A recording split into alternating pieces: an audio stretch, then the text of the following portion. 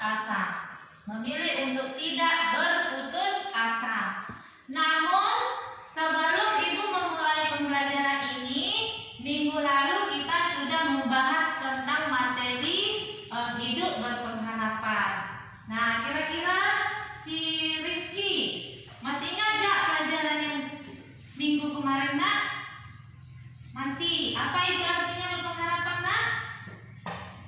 Oh ya, terima kasih ya. Berarti kamu masih ingat pelajaran minggu yang lalu. Oke, baik. Nah, tadi materi kita adalah dengan judul memilih untuk tidak berputus asa. Nah, Ibu akan memberikan tujuan tentang pembelajaran kita hari ini. Nah, tujuan pembelajaran kita pada pagi hari ini adalah ada 4. Nah, yaitu setelah selesai nanti kita mengikuti pembelajaran ini, Nak, anak-anak Ibu diharapkan dapat 1. Menyebutkan arti daripada putus asa. Nah, yang kedua, menjelaskan apa pesan Tuhan Yesus tentang hal khawatir dan putus asa. Tujuan yang ketiga, anak-anak Ibu dapat menyebutkan mengapa selaku anak-anak Tuhan kita tidak boleh berputus asa.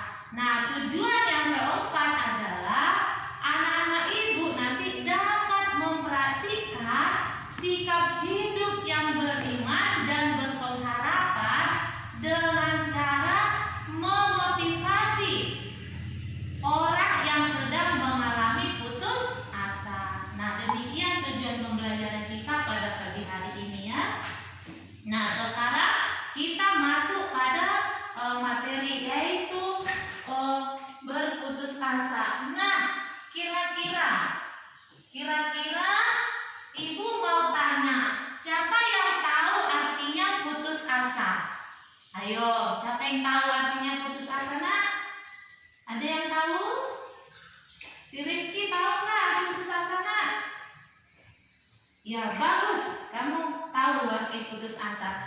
Jadi, putus asa itu menurut Kamus Besar Bahasa Indonesia adalah di mana seseorang mengalami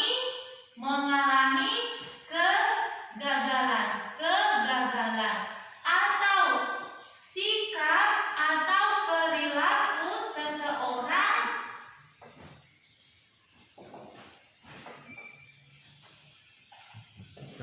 tidak mampu mencapai impian. Nah, itu dia pengertian putus asa. Di mana seseorang merasa dirinya gagal dalam meraih sesuatu, dalam meraih impian. Itu artinya putus asa. Nah, kemudian kira-kira apa penyebab seseorang itu mengalami putus asa? Nah, ayo coba. Tadi pengertian sudah. Nah, sekarang apa penyebab seseorang itu mengalami putus asa? Ayo, ada yang tahu? Nah, ini si Rizky biasa nih. Rizky ini anak yang paling pintar nih. Coba Rizky, Nak, coba sebutkan 1 penyebab orang itu mengalami putus asa. Ya, bagus. Bagus. Dan penyebab seseorang itu mengalami putus asa yang pertama adalah gagal dalam mencapai tujuan. Nah, ini penyebab salah satu orang mengalami putus asa, gagal dalam mencapai suatu tujuan. Apa tujuannya? Contohnya, orang mau melamar kerja, dia tidak dapat, bisa jadi hal tersebut memicu dia menjadi putus asa. Nah, yang kedua adalah penyebab orang menjadi putus asa adalah bisa jadi gagal mencapai cita-cita. Tadi sekarang cita-cita. Nah, yang ketiga adalah bisa jadi gagal karena percintaan. Bisa jadi gagal karena percintaan.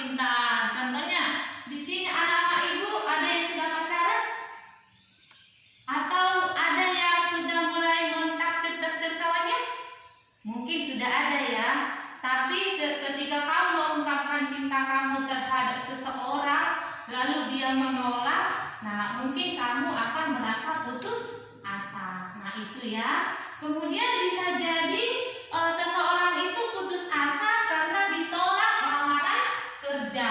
Nih, ditolak lamaran kerja.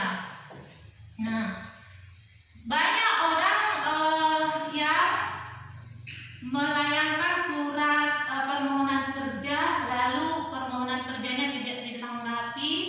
Nah, oleh sebab itu mereka yang melayangkan permohonan kerja itu bisa jadi putus asa. Atau contohnya nak, sekarang ini orang banyak stres atau putus asa gara-gara COVID sekarang ini. Nah, orang banyak di PHK, orang banyak yang tidak dapat kerja lagi, sehingga kebutuhan rumah tangga tidak terpenuhi lagi. Macam-macam penyebab orang untuk menjadi putus asa.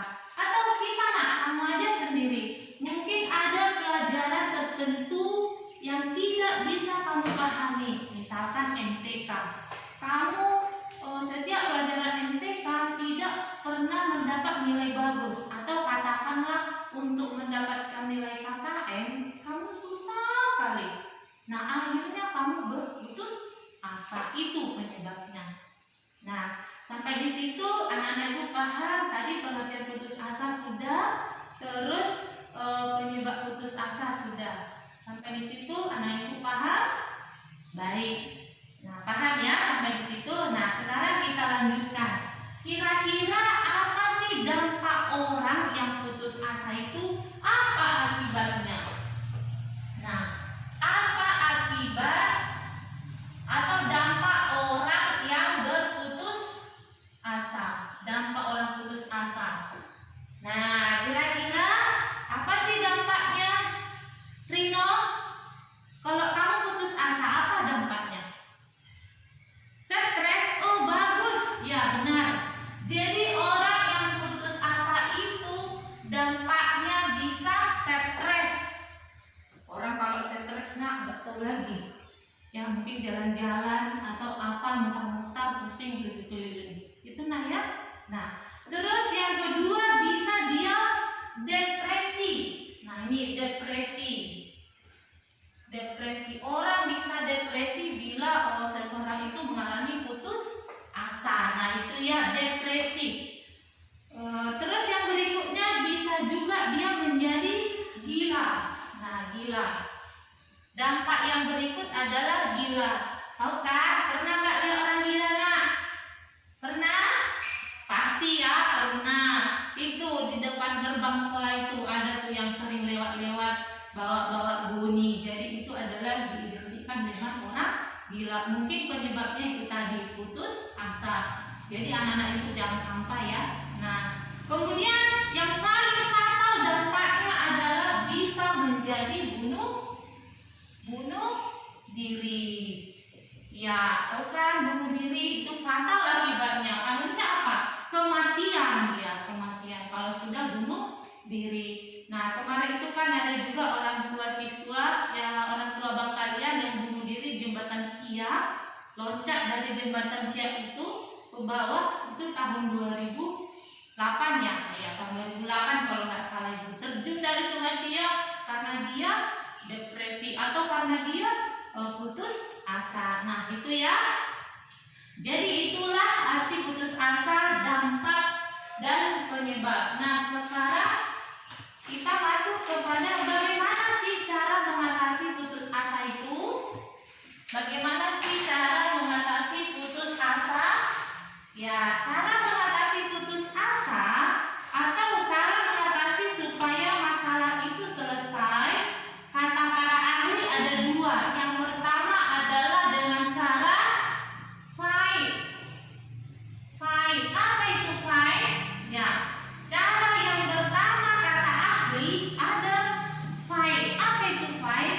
Fight itu artinya adalah mencari atau memperlakukan segala daya usaha kita untuk mengatasi masalah tersebut. Kita upayakan, kita berdayakan segala usaha kita supaya masalah itu dapat terselesaikan. Contoh, Tadi kan Rizky dia susah mengikuti untuk pelajaran MTK.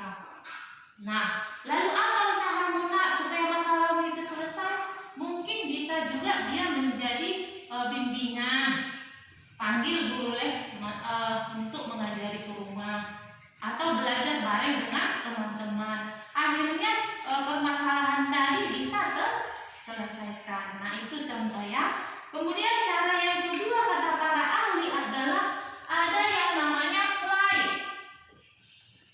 Fly itu adalah orang ketika ada masalahnya dia lari meninggalkan masalah tersebut. Artinya dia tidak ingin masalah itu selesai lalu lari. Padahal sebetulnya kalau kita meninggalkan masalah itu juga tidak akan selesai juga. Nah, itu kata ahli ada dua cara ya. Yang pertama fly, mencari jalan keluar. Yang kedua katanya ada juga orang mencari solusinya dengan cara meninggalkan, lari. Nah, sampai di sini nak masih paham kan? Paham? Sebelum kita lanjutkan, ada yang mau bertanya? Ya, kamu sudah mulai desus-desus ya? Ya, kalau tidak ada kita lanjutkan ya. Nah, menurut Matius,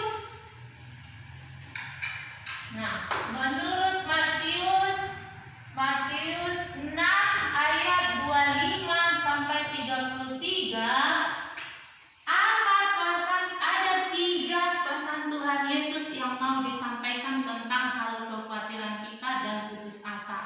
Ada 3 pesannya. Nah, yang pertama adalah bahwa kita tidak perlu khawatir tentang pakaian, makanan, dan minuman kita. Karena apa? Burung di udara pun Tuhan pelihara, Tuhan sediakan makanannya. Jauh melebihi pemeliharaan Tuhan kepada kita. Itu pesan Tuhan Yesus yang pertama dalam Matius 6 ayat 25 sampai 33. Nah, pesan Yesus yang kedua adalah bahwa yang terutama dalam hidup ini kita harus terlebih dahulu mencari kerajaannya. Jadi mari mendekatkan kepada Tuhan, cari dulu kerajaannya, nanti semuanya akan ditambahkannya kepada kita. Nah, yang ketiga pesannya adalah jangan khawatir akan hari esok, karena hari esok mempunyai kesudahannya sendiri. Nah, itu pesan yang paling penting, yang 3 itu yang ada dalam Matius 6 tadi tentang hal kekhawatiran ya. Terus berikutnya, selaku anak Tuhan kita tidak boleh putus asa. Kenapa? Selaku anak Tuhan kita tidak boleh putus asa. Kenapa? Walaupun situasi seperti ini kita syukuri aja. Karena kenapa kita tidak boleh berputus asa? Karena kalau kita tetap mengandalkan pemeliharaan Tuhan terhadap kita, Tuhan pasti memberikan jalan keluarnya. Yakin dan percaya itu ya nak ya. Jangan pernah selaku anak Tuhan kita berputus asa, karena pemeliharaan Tuhan terhadap kita jauh melebihi bumi udara. Nah, kira-kira itulah penjelasan materi kita pada saat ini. Kalau ada yang mau ditanya sebelum ibu bagi kelompok, kira-kira ada yang bertanya? Ada nak? Ya, kalau tidak ada dibagi 4 kelompok. Nanti ibu akan bagi tugasnya. Ibu akan bagi tugasnya buat 4 kelompok. Nanti dikerjakan dan kalau sempat dipresentasikan. Oke ya, ibu bagi kertasnya ya.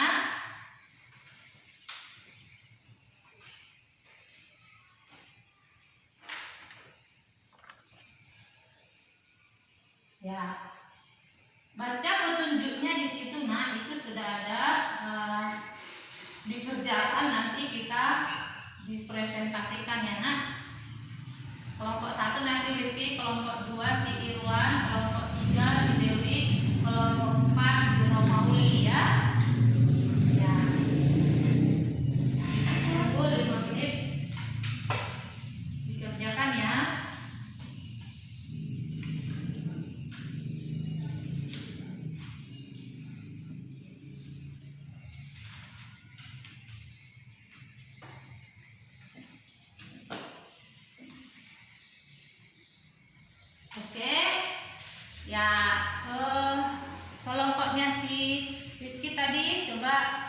dipresentasikan ke depan.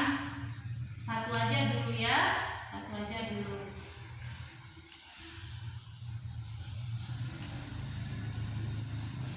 Satu kelompok aja dulu yang mempresentasikan ke depan.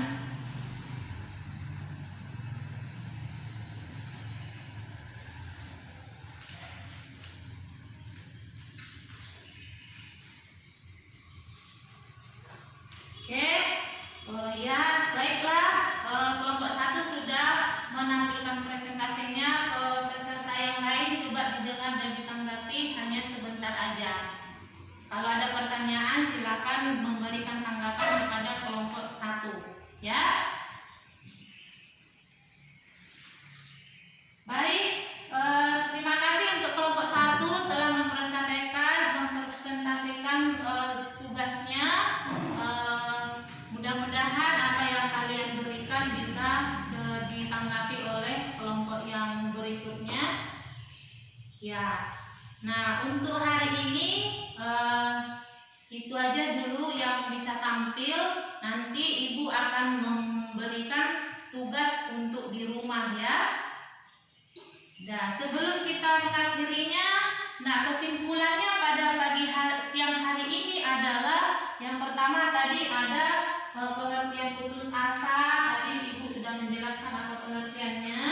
Terus yang kedua adalah penyebab orang berputus asa. Apa penyebabnya tadi itu sudah dijelaskan. Kemudian adalah yang berikutnya kesimpulannya adalah dampak orang putus asa itu bagaimana. Terus berikutnya selaku anak Tuhan, apa pesan kepada kita, pesan Tuhan Yesus tentang hal berputus asa. Nanti bisa kamu baca di Matius 6 ayat 25 sampai 33.